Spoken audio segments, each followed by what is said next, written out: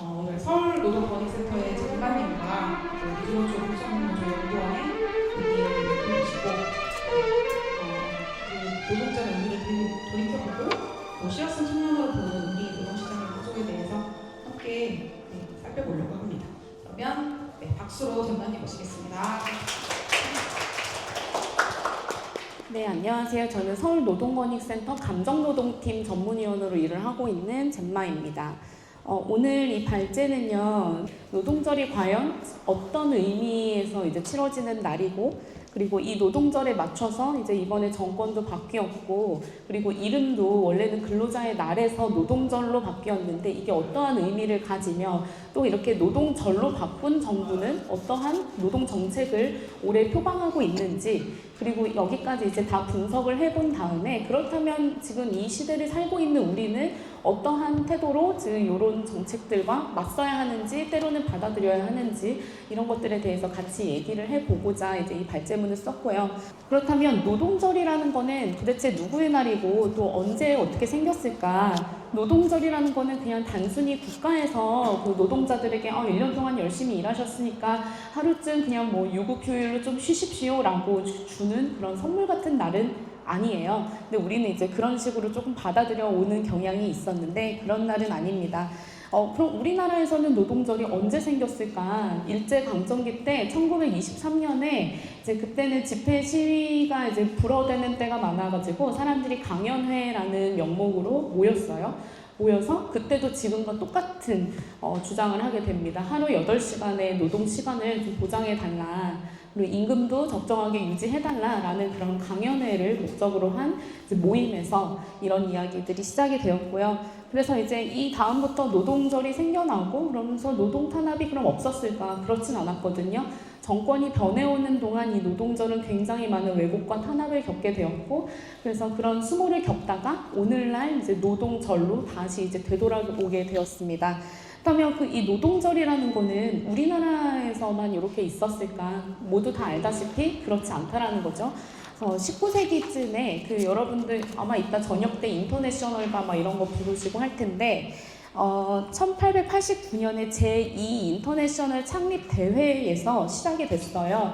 그래서 여러분들 다 아는 그런 문구가 있죠. 만국의 노동자여 단결하라 라는 게 이제 이때 제2 인터내셔널 때 만들어진 거고, 그러면서 이제 그 다음 해 1890년부터 매년 5월 1일마다 이제 이 노동자들이 모여서 집회와 시위를 이제 진행을 하게 되었고, 그때마다 계속 국가 권력의 어떤 폭력과 탄압들이 계속 이루어졌었던 거죠. 이 투쟁도 마찬가지예요. 하루 적정한 노동 시간을 이제 요구하는 그런 집회였고요. 그러면서 이 5월 1일 메이데이는요, 노동자들의 권리 쟁취와 국제연대를 상징하는 날로 자리매김을 하게 되었습니다. 계속해서 노동자들이 요구하고 민중이 요구하는 거에 국가 권력의 폭력과 탄압이 있었죠. 여러분들 이 말도 잘 아실 거예요. 민주주의는 피를 먹고 자란다라는 말이 있죠. 무엇 하나 이 민중들의 피와 유혈이 없이는 쟁취된 게 하나도 없었다라는 거. 그런 것도 잘 기억을 해주시면 좋겠습니다. 그래서 우리나라 역시 해방 이후까지 계속 노동자들이 이제 투쟁에 의해서 이 투쟁 속에서 계속해서 이게 발전해 왔고, 우리나라 같은 경우는 1959년에 이승만 정권에서 이 5월 1일 노동절을요, 어용인 대한노총, 한국노총의 전신이 이제 대한노총이거든요. 제가 한국노총을 굉장히 싫어하기 때문에 저 한국노총에 대한 이런 반감은 좀 이해를 해주시기 바랍니다. 우리의 수탁법인이 한국노총이고 계속 싸우고 있거든요. 그래서 이 대한노총, 한국노총의 창립일인 3월 10일로 대체를 하게 됩니다. 이승만 정권에선. 이 대한노총이라는 거는 국가에서 만든 어용 단체예요. 그래서 이렇게 3월 10일로 가다가 이제 박정희 정권이 1963년에 이 노동이라는 날을 지우고 여기다 이제 근로자의 날이라는 명칭을 도입을 하게 됩니다. 노동과 근로의 차이는 제가 여기서 부연 설명을 더 달지는 않아도 여러분 충분히 아실 것 같아요. 그래서 그런 식으로 사용자의 통제 대상으로서 종속된 대상인 근로자로서 이날을 이제 그 근로자의 날이라고 이제 못을 박았는데, 이후에 이제 김영삼 정권 때 1994년에 법 개정을 통해서 다시 5월 1일을 이제 다시 노동절로 복원을 시켰으나 이때의 명칭은 계속해서 이제 근로자의 날이에요. 그리고 유급휴일로 개정이 되면 뭐합니까? 이 대상이라는 거는 철저히 법적으로 그 노동자로 분류된 법적인 그 대상의 사람들에게만 이 혜택을 입을 수 있는 날로 지정이 된 거죠. 이 법적 노동자라는 말이 참 희한한 말이에요. 희한한 말이 또 있죠. 법적 부부 뭐 이런 식으로 이제 일을 하고 있는데 노동자가 아닌 사람들도 있고, 그리고 뭐 같이 살고 있지만 법적으로 부부가 아니기 때문에 같이 살지 못하는 사람들, 이런 식으로 이제 이 법적이란 단어가 주는 함정들이 좀 있는 거죠. 그래서 요번에 이제 바뀌게 된 거는 노동절로 바뀌었고, 노동절로 바뀌면서 이 정부가 뭐라고 홍보를 했냐면은 일하는 모든 사람들은 다 이 날을 누릴 수 있어야 된다라고 이제 그거를 표방하면서 노동절로 바꾸게 됩니다. 그래서 표면적으로 봤을 때 이 노동절이라는 거는 단순한 휴일이 아니고요. 이 노동을 둘러싼 권력관계와 그리고 이 언어의 문제를 드러내는 정치적 장으로 좀 우리가 바라볼 수 있어야 된다라는 거죠. 이 노동절이라는 거는 누가 노동자냐라는 거를 좀 재정의해 볼 수 있는 날이에요. 그러니까 일하는 모든 사람이 노동자인데, 그렇다면 그동안 노동자로서 호명되지 않았던 사람들은 어떤 존재였는지, 그런 사람들은 우리가 지금 이 시점에 어떻게 가시화를 시킬 것이고 어떻게 하면 이들의 권리를 다시 주어지게 할 수 있을지를 고민해보는 날로서 삼아야 되는 거예요. 단순히 휴일이라서 그날 좀 쉴 수도 있겠지만 우리는 거기서 더 나아가서 이런 숨겨졌던 보이지 않았던 존재들에 대해서 어떻게 하면 더 보이게 할 수 있는지, 도드라지게 할 수 있는지를 고민해보는 날이 되면 좋을 것 같습니다. 예전에는 그런 얘기들이 있었죠. 노동 혐오의 시각에서 좀 이런 사람들도 많았는데, 나는 노동자는 아니에요 뭐 이렇게 얘기하는 사람들도 있었는데, 이제는 그런 논의들을 좀 한 단계 넘어서야 된다라는 거죠. 일하고 있으면 누구나 노동자다라는 인식이 전 국민에게 모두 이제 깔려야 된다라는 거고, 그런 의미에서 노동절로의 이름 복원은 상당히 중요한 의미를 갖는다라고 볼 수가 있습니다. 근데 이제 명칭이 바뀌었어요. 그럼 명칭이 바뀌었으면 이제 모든 게 다 좋아졌을까요? 잘 아시다시피 전혀 그렇지 않다라는 거예요. 그러니까 명칭이 노동절로 복원이 되었다고 해서 한국 사회의 노동 현실까지 다 개선이 된 거는 아니죠. 여전히 다수의 노동자들은 기본권을 전혀 이제 이루지 못하고 살고 있고, 그리고 노동은 모두가 하고 있음에도 그 권리는 여전히 그 법적 노동자에게만 주어져 있기 때문에 권리를 이제 쓰지 못하는 노동자들도 상당히 많다라는 거예요. 그래서 그렇기 때문에 올해부터 이 노동절이라는 거는 그동안 노동자로 인식되지 않았던 사람들에게 더 중요한 날이 될 수밖에 없다라는 거예요. 그래서 이런 인식은요, 단순한 명칭을 그냥 딱 바꿔버리는 데서 여기서 이제 다 됐다라고 끝내는 게 아니라 이거를 시작점으로 삼아야 되고, 그리고 그 법적인 사각지대에 놓인 다양한 노동 형태들이 있잖아요. 플랫폼 노동부터 시작해서.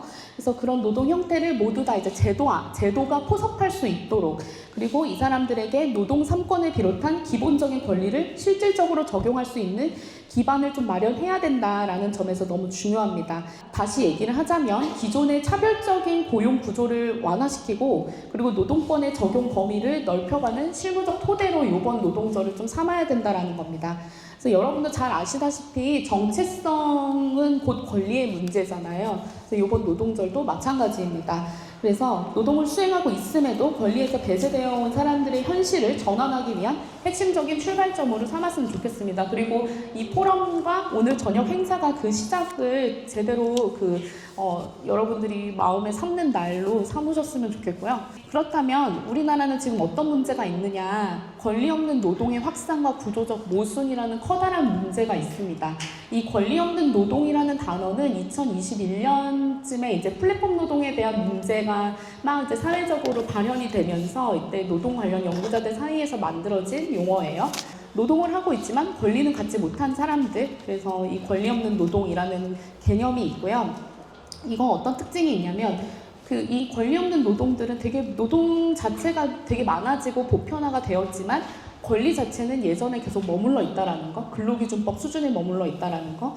두 번째로 그 권리의 기준 또한 여전히 협소하다는 거. 그리고 세 번째로 다 모두가 일을 하고 있지만 노동자로서 인정을 받는 거는 되게 일부에 속한다는 거. 그래서 노동의 이 불평등 구조를 가시화하는 날이 언제다? 노동절이다. 노동절은 그냥 쉬는 날이 아니다라고 인식을 해주시면 되겠습니다. 자, 노동절은요, 그렇기 때문에 권리의 경계를 좀 더 넓혀나가고 확장해나가는 그 실천의 날인데요. 여기서 이제 나의 노동이, 그리고 여기 그동안의 사각지대 노동 안에서 일을 해왔던 사람들이 자기의 노동이 사회적으로 또 인정을 받게 되는 계기가 된 거고, 그리고 이거를 이제 권리로서 나도 이제 좀 이렇게 전환할 수 있는 가능성이 있겠다 싶은 날이 이제 노동절로 이름이 바뀌게 된 그 계기가 된 거예요. 그래서 그렇기 때문에 우리는 이 노동절을 맞아서 이런 세 가지 질문을 좀 떠올려 볼 필요가 있을 것 같아요. 누가 노동자로 인정을 받고 있는지 잘 한번 생각을 했으면 좋겠고, 두 번째로 누가 그렇다면 권리의 바깥에 어떻게 놓여 있는지, 그 다음에 우리는 그렇다면 사회운동으로 이 경계를 어떤 식으로 확장해 나갈 것인지에 대한 고민을 해보면 좋다라는 겁니다. 그래서 이 질문에 답을 해보는 과정 자체가 우리가 이제 노동절에 할 수 있는 실천이고요. 그리고 이제 이 노동절은 이 질문, 세 가지 질문을 풀어보다 보면은 굉장한 모순점을 많이 만나게 되는데, 이 모순을 다 드러내고 이거를 변화시키기 위해서 우리 노동자 민중의 집단적 의지를 확인하는 날로서 노동절을 충분히 써야 한다고 생각을 합니다. 자, 노동절에 대한 의미는 이 정도로 하고, 이제 그렇다면 이 노동절을 맞아서 노동절로 이름을 바꾸신 이 정부께서 2026년에 노동 정세를 그러면 어떤 식으로 펼쳐나갈 것이고, 그리고 고용노동부의 노동 정책은 지금 어떤 방향을 향해 가고 있는지를 좀 분석을 해봤습니다. 자, 어떠한 일이 있었을까? 자, 주요 기조는요, 노동시장의 구조를 개편하고 노사관계를 안정시키겠다는 목표가 있고, 취약계층을 보호하며 일생활 균형을 강화하겠다. 이제 이게 주요 기조예요. 되게 좋은 말 같아요. 그래서 다양한 제도 개선들을 이제 제시하고 있어요. 여기 보면 뭐 육아기 10시 출근제 뭐 어쩌고 저쩌고 이렇게 뭐 제도적으로 보면 굉장히 많은 그 지원 제도들이 생겨났어요. 그런데 이 제도들을 다 하나하나 뜯어보면요, 실제 노동 현실과는 조금 구조적인 괴리가 많이 드러나고, 오히려 앞서 말했던 권리 없는 노동을 좀 고착화시킬 위험이 내포되어 있다라고 볼 수가 있습니다. 그래서 첫 번째로는요, 정부는 되게 다양한 고용 형태를 인정을 하겠대요. 그래서 모든 일하는 사람들을 노동자로 우리는 보겠습니다, 이렇게 얘기를 하는데, 그리고 또 취약계층 보호를 강화하겠다라고도 이제 얘기를 했어요. 그런데 잘 뜯어보면 정책의 중심은요, 노동권의 확대에 있는 게 아니라 고용 유지와 관리에 맞춰져 있습니다. 이름이 고용노동부라서 그럴 수도 있는데, 이렇게 노동권 보호보다는 고용 유지와 관리에 더 맞춰져 있다. 그래서 예를 들면 거의 제도들을 잘 보시면은 기업 지원 중심으로 되어 있어요. 고용노동부 홈페이지에 가면은 세부 정책 소개들이 있는데 보면 다 기업 지원 중심이에요.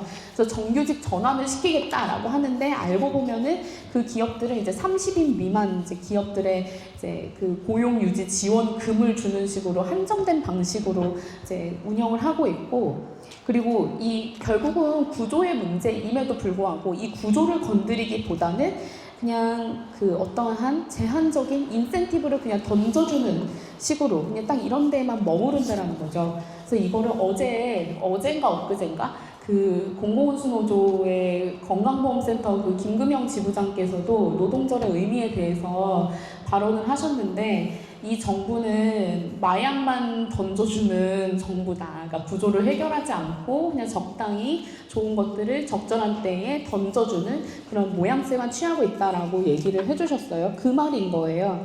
그러니까 이제 그냥 인센티브 정도만 주고, 그러니까 결론은 노동 일자리는 많아지겠죠? 일자리는 많아지지만 결국 권리는 전혀 늘어나지 않고 확장되지 않는 이 안 좋은 구조 패턴이 계속해서 유지가 된다는 거예요. 두 번째로는 노사관계 정책을 보시면은 노사관계 안정이라고 되어 있지만, 잘 보시면 이거는 통제된 안정이라고 분석을 할 수가 있어요. 그래서 노조법 2, 3조 개정이 됐지만 뭐 여러 가지 있지만 이거는 일정한 진전이다라고 평가를 할 수는 있지만, 그럼에도 이제 어떤 거를 시행하기에 앞서서는 이제 기존의 행정 지침들을 다 수정해야 되는데 이런 것들은 하나도 수정이 되지 않았어요. 그러면 그냥 말만 공허한 정책에 불과한 거거든요. 행정 지침이 수정이 안 됐고, 그리고 사용자 측 대응 방식은 60년대 군합발 방식 그대로고, 뭐 이런 것들이 뭐 현실에서는 잘 권리 행사를 쓰려고 할 때 이어지지 않죠. 매일같이 뉴스에서 보게 되는 씁쓸한 그런 장면들을 많이 보게 되고, 그 결과 이제 어떻게 되냐, 노동조합 활동이라는 거는 노사관계를 동등하게 보는 게 아니라 어떤 정부 정책으로서 집회가 더 일어나지 않게, 뭐 파업이 더 일어나지 않게 관리를 해야 된다라는 그 관리 대상으로서만 이제 인식을 하게 된다라는 거죠. 근데 이런 경향들이 노사관계 안정이라는 프레임 속에서 더 강화를 시킨다라는 거예요. 그래서 결국은 갈등을 해결시키는 방식이 아니라 갈등을 억제시키는 방식을 통해서 안정이라는 거를 달성하려는 그런 접근을 이제 취하게 되는데, 이거는 결국 어떻게 되겠어요? 노동권의 위축으로 이어지게 되는 거겠죠. 자, 세 번째로 아까 말씀드렸지만 되게 모든 제도들이 선별적이고 보조금만 뿌리는 그 중심에만 머물러 있다라는 거예요. 그래서 대부분 대상별 지원금을 어떻게 누구에게 얼마를 뿌리느냐 형태로 설계가 되어 있고요. 그래서 그렇기 때문에 어떤 전반적인 권리를 확장하기보다는 좀 더 취약계층을 더 발굴을 하고 취약계층을 더 세분화시키고 이렇게 해서 나눠서 관리하는 방식에 가깝다라는 거예요. 그래서 이런 방법도 근본적으로는 노동 구조가 재편되기에는 한계가 있다. 그리고 네 번째로 노동 시간 문제인데, 일생활 균형 정책을 이제 하겠다고 표방을 했어요. 그런데 노동 시간에 대한 이 구조를 근본적으로 바꾸지는 못하고 있다라는 거죠. 그리고 역시나 이것도 지원금 던져주기와 비슷하게 사업주 지원 중심으로 설계가 되어 있습니다. 그래서 사업주가 이 경영에 지장이 가지 않는 선에서 그 근무 시간을 자유롭게 이제 유연하게 해준다라는 뜻인데, 실제로 그래서 전체 노동 시간은 줄어들지는 않고요. 그냥 재배치되는 거, 그러니까 눈 가리고 아웅 같은 건데 재배치되는 경향이 계속 보여지고 있고, 그렇기 때문에 노동 강도는 어떻게 돼요? 오히려 증가를 하게 되겠죠. 그래서 이런 모순이 계속해서 발생을 하고 있다는 겁니다. 그리고 다섯 번째로 임금과 고용 정책들이 아주 최소 기준에만 유지되고 있다라는 거죠. 그래서 기업의 그 어떤 고용 유인을 강화하는 데에만 초점을 맞추는 거예요. 그래서 일자리의 수는 늘어나고 기업들이 고용을 하게끔 하지만 그게 어떤 질을 갖고 있는지는 전혀 이제 관심을 두지 않는다라는 거죠. 그리고 결국은 노동자의 그런 임금 협상이나 이런 것들이 잘 이루어지도록 그 기반을 마련해야 되는데, 이런 것들을 오히려 살리지 못하는 구조로 계속해서 이제 가고 있다라는 거예요. 그렇다 보면 이제 노동자의 현장 영향력이 더 약화될 수밖에 없겠죠. 그래서 이런 올해 이제 고용노동부 정책들을 보면은 이제 제도적 개선이나 뭐 지원 확대 뭐 이런 것들이 윤석열 정부에 비해서는 외형이 제법 갖춰지고는 있는 게 맞아요. 근데 그게 노동권의 실질적인 확대를 추구하냐, 전혀 그렇지는 않다라는 거고, 실제로는 이제 유연화의 그 구조 위에다가 유연화를 시키고 싶은 그 마음이 있지만 제한적인 보호를 살짝 더 씌워서 가려지게 하는 것처럼 보이는 그런 형태인 거죠. 그렇기 때문에 단순한 이런 지원 확대만 늘리는 게 아니라 우리는 현장에서 노동자성 인정을 더 확대하도록 우리가 요구를 해야 되고, 그 다음에 노동자들의 집단적 권리를 실질적으로 보장하게끔 목소리를 더 내야 되고, 그리고 보편적 권리로서의 노동권 재구성을 이뤄내도록 우리가 촉구를 해야 된다는 거예요. 지금은 너무 선별적으로 뭐 취약 노동자라는 말을 한국노총에서 만들어냈는데, 취약 노동자라는 말이 어디 있습니까? 전 그 말 너무 싫어하거든요. 근데 그 취약 노동자가 아니라 보편적 권리로서의 노동자들이 모두 다 권리를 누릴 수 있도록 하는 그런 환경을 만들어 나가는 게 더 진일보한 세상이 되는데 가깝지 않을까라는 생각이 듭니다. 자, 그렇다면은 이 노조법 2, 3조가 이제 개정이 됐잖아요. 이 개정이 된 거를 가지고 우리는 그럼 어떻게 활용을 하면 좋을지를 좀 얘기를 나눠볼게요. 그래서 노동의 형태는 굉장히 다양하고 빠르게 변화된 채 이미 사회 전반으로 확산이 되었지만, 여전히 이제 법과 제도는 특정 고용 형태에만 머물러 있고요. 그리고 사각지대에 놓인 상당수의 노동자들이 여전히 권리를 보장받지 못한 채 소외되고 있지요. 그래서 거의 지금 그 4대 보험이 되는 그 사무직 기준으로 법이 짜여 있으니까. 근데 결국 지금 여기서 변화가 되지 않으면은 노동이라는 거는 존재는 하지만 노동자는 부정이 되는 구조가 계속해서 이루어져 나갈 수밖에 없다라는 거예요. 지금 뭐 기술 변화나 이런 걸 보면은 계속해서 노동자는 계속 지워지고 안 보이는데, 그 계속 노동은 이루어지는 게 맞고, 그래서 자꾸 이런 비가시화되는 것들이 더 늘어날 수밖에 없다라는 거죠.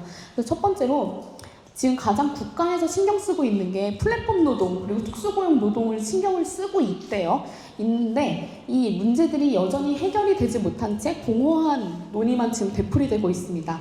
이 현장에서 저는 현장에서 있는 사람으로서 이걸 어떻게 보고 있냐면 서울시청 앞에서 얼마 전까지 라이더 유니온에서 그 플랫폼 노동자들을 위해서 이제 정책 지원을 좀 해달라 해서 구체적인 요구들을 들고 집회를 장기간 동안 했었어요.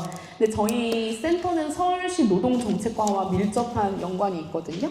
밀접한 연관이 있어서 이 사람들을 보는데 지금 노동정책과에서 이 라이더 유니온의 요구 여러 가지들 중에 이들이 요구하지 않은 것들을 정책으로 지금 돈을 쓸 준비를 하고 있습니다. 그게 뭐냐면 라이더들이 요구한 것들은 안전운임제 관련된 내용들인데 그게 아니라 행정적으로 되게 손쉽게 지원 가능한 산업안전 교육을 이제 제시를 한 거예요. 그러면 그 플랫폼 노동자들에게 쓰여야 될 예산이라고 마련된 게 결국은 강사에게만 강사비로 지급이 되거든요. 그리고 그 산업안전 교육을 들으려면 그 배달 노동자들은 그 시간 동안에 수입을 포기하고 그 교육을 들으러 와야 돼요. 그러니까 이게 뭐가 필요하냐고요, 이 사람들에게. 그러니까 서울시가 또 부랴부랴 노동정책과에서 또 이제 하나 플랫폼 노동자들을 위해 그 지원 제도를 신설을 했습니다. 그게 뭐냐면 라이더 유니온이 전혀 요구하지 않은 건데 그 외국인 그 유학생이나 아니면은 외국인 분들 중에 배달하시는 분들 많잖아요. 그러니까 한국인 라이더들을 지원하기 위해 외국인 라이더들을 이제 그 단속하는, 그러니까 그 사람들이 일을 하지 못하게 하는 그런 단속책을 마련했다고 얼마 전에 기사에 나왔더라고요. 이런 식이에요. 행정하고 아다리가 안 맞는데 이렇게 된 이유는 나중에 말씀드릴게요. 이 안에 서울시 노동정책과와 한국노총이 만든 그 한국 플랫폼 프리랜서 공제회에 엄청난 유착이 있기 때문에 이렇게 된 건데 이건 나중에 시간 내서 한번 말씀을 드리겠습니다. 자, 두 번째, 노동조합에 대한 구조적 압박과 통제 역시 아주 강화되고 있다는 거예요. 그래서 이재명 대통령이 올해 멋진 말을 하나 하셨죠. 노동조합이나 노동자들은 계속 싸워라. 싸워야지 쟁취한다. 노동자들은 약하기 때문에 힘을 모아서 싸워야 된다. 우리 정부는 예전 정부처럼 그렇게 탄압하거나 하지 않을 거예요. 라는 얘기를 했는데 사람이 말을 그렇게 함부로 단언해서 하면 안 되는 거예요. 그 이후에 지금 엄청난 일들이 일어났죠. 하나하나 열거하기도 정말 힘듭니다. 그래서 이런 발언들은요, 어떻게 보면 표면적으로는 노동운동의 필요성 그리고 집단적 대응 이런 것들의 중요성을 인정하는 걸로 보일 수는 있어요. 하지만 동시에 이 노동 현실의 구조적인 문제 때문에 이런 건데 이 구조적인 문제를 정부가 하지는 않겠다. 노동자 스스로 노력하고 조직화의 문제로 좀 이거를 돌려봐라 라고 들릴 수가 있는 거예요. 자칫하면. 그래서 문제 해결의 책임이 노동자에게 전가되는 그런 효과가 있고 그리고 대화와 자율적 해결을 굉장히 강조하는데 이 담론은 권력관계의 불균형이 지금 너무나 명백하게 전제가 되어 있는데 그럼에도 이 갈등의 원인을 구조적으로 해결하기보다는 그 노동자의 요구를 일정한 범위 내에서 관리하고 통제하는 방식으로만 작동할 수밖에 없다. 그래서 이런 가능성을 좀 내포할 수밖에 없다라는 거예요. 그래서 대통령의 이 발언 이후로 지금 고진수 동지가 체포되고 서광석 동지가 열사가 되셨고 그래서 이런 상황들이 지금 한두 건이 아니죠. 그리고 고용노동부의 장관 말고 이제 관료들이 너무나 문제인데 사무관 뭐 이런 팀장들 그 관료들이 노란봉투법을 넘어선 상황이다라고 보도자료를 이제 냈죠. 그래서 그런 문제의 본질을 자꾸 왜곡하려는 그런 태도 이런 것들이 너무나 문제라는 거죠. 그래서 이런 사용자 책임을 회피하는 그런 행위들 이런 것들을 근절시키도록 우리는 계속해서 더 목소리를 내야 된다는 거예요. 근데 결국 대통령은 대화를 강조했지만 대화 구조의 부재는 사실 문제가 아니거든요. 원청이 교섭을 자꾸 거부하는 데에 있는 거고 원청이 원청으로서의 인정을 하지 않는 거 이런 구조의 문제이기 때문에 이것들을 반드시 개혁을 해 나가야 됩니다. 네. 그리고 이런 여러 가지 단일 사건들처럼 보이지만 노동 탄압의 사건들이 결국 하나로 보면은 개별 사건이 아니라 구조적인 책임 회피가 굉장히 반복된 결과로 이어져 나온다라는 거죠. 그리고 장시간 노동구조 계속 해소되지 않고 있는 거는 이제 앞에서 설명을 드렸었고 그리고 그 노란봉투법에서 손배 책임을 이제 제한하는 거 나온 건 되게 진일보한 거는 맞는데 그렇지만 이게 과연 원청의 책임을 확대하는 데 어디까지 압박할 수 있는지, 원청이 원청으로서의 인정을 어디까지 할 것인지, 이런 것에 대한 사회적 요구가 좀 필요하다라는 거예요. 그래서 이 핵심적으로 이 정책과 현실의 충돌이 이제 되는 그런 지점들을 좀 짚어볼 건데요. 계속해서 아마 올해에도 그렇고 이 정권이 끝날 때까지 노동자성 인정 투쟁 계속 이어질 거고, 그에 따른 정부의 정책적 유보, 이것도 계속해서 이어질 거라는 거예요. 그래서 노동자성을 계속해서 협소하게 유지하려는 정부와 그리고 경영 효율을 추구하는 사용자의 시도는요, 결국 더 많은 노동의 권리를 바깥으로 밀어내는 결과를 낳게 됩니다. 그러니까 노동의 기준이라는 것은 노동의 실질을 기준으로 정의를 해야 되도록 우리가 사회적으로 계속 요구를 해야 되는 거고요. 그렇기 때문에 올해 노동절이 제기하는 질문이었던 누가 노동자인가, 이거를 계속 잊지 말고 사회운동에 계속해서 이거를 강조를 해 나가야 된다고 생각을 합니다. 그래서 이런 것들을 계속 싸워내지 않으면 권리 없는 노동이라는 게 제도적으로 용인되는 그냥 결과를 계속해서 그냥 우리는 수용할 수밖에 없게 되는 거고요. 두 번째로 노동권 탄압에 대한 대응, 이거는 시대를 막론하고 정권이 바뀌어도 계속해서 이루어지는 건데, 지금 정부는 노사관계 안정이라는 프레임을 계속 걸고 있죠. 그래서 아마 여기서 정책적으로 계속 엇박이 날 수 있을 거라고 예상이 됩니다. 그래서 이 정부의 노사관계 안정이라는 명분은 그 의도와는 다르게 노동권 행사에 대한 제한으로 작동할 수밖에 없어요. 그러니까 갈등을 결국은 억제하는 방식으로 이게 갈 것이기 때문에 그 부분을 우리가 계속 놓치지 말고 감시를 계속 해야 됩니다. 그래서 권리의 그 선언에서 그치는 게 아니라 권리의 실질화에 우리는 목표를 둬야 된다는 거고요. 그리고 노동시간 단축, 노동시간 유연화 이런 문제에 대해서도 우리도 계속 감시를 해야 돼요. 어떤 감시를 해야 되냐. 노동시간을 단순히 법정 근로시간 이 안에서만 누리고 줄였다 뭐 이런 거로 이해를 하면은 안 됩니다. 그래서 정부의 노동시간 정책이 지금 현재 어떤 식으로 나타나느냐, 정말 그 노동에 비례해서 노동시간이 감축이 되는 게 아니라 그냥 사용자의 필요에 맞춘 유연한 배치로서만 계속 이어지고 있기 때문에 노동자들 입장에서 이 노동의 질에 맞게 시간을 적정 시간을 배분될 수 있도록 계속해서 요구를 해야 된다는 거예요. 자, 그렇다면 우리는 노동절과 이 현재의 투쟁 과제를 어떻게 가져가야 될까? 계속해서 강조를 해왔지만 노동절은 국가가 규정한 노동의 범위를 우리가 그냥 단순히 수용하는 날이 아니라 그 경계를 넘어서야만 하는 날입니다. 특히 그 노조법 2, 3조 개정이 제기한 과제는 노동절 우리의 실천 방향을 더욱 분명하게 하는데요. 법이 노동의 범위를 일부 이제 확장해 줬다라고 해서 그 권리가 자동으로 보장이 되는 건 아니다라는 걸 우리는 여러 가지 경험을 통해서 잘 알고 있을 겁니다. 그렇기 때문에 첫 번째로 우리는 법이 인정하지 않는 노동에 대해서 더 가시화를 하도록 노력을 해야 된다는 거고요. 두 번째로는 이 정부 정책이 배제하고 제도가 제한한 이 노동자의 권리를 실질적으로 행사 가능하게 사회적으로 강력하게 요구를 해야 된다는 겁니다. 그리고 세 번째로 노조법 2, 3조 개정을 실질적 권리 확대의 계기로 만들어서 이게 정말로 행사 가능한 권리로 전환을 시켜야 되는 거고, 네 번째로 노동과 삶의 관계를 총체적으로 우리가 재구성화해 보면서 이거를 사회적인 인식 수준으로 확산될 수 있게끔 운동에 녹여내야 될 필요가 있는 겁니다.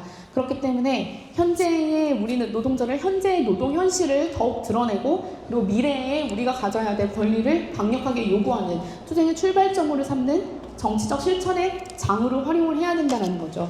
권리는 법조문에 의해서 결정이 되는 게 아닙니다. 현장에서의 집단적 실정과 투쟁을 통해서만 실질화되는 겁니다. 자, 이제 이름이 노동절로 확장이 되었습니다. 이제 확장되어야 할 것은 권리입니다. 그리고 그 권리는 저절로 주어지는 게 아니라 집단적 투쟁을 통해 쟁취를 해야 하는 것입니다. 투쟁!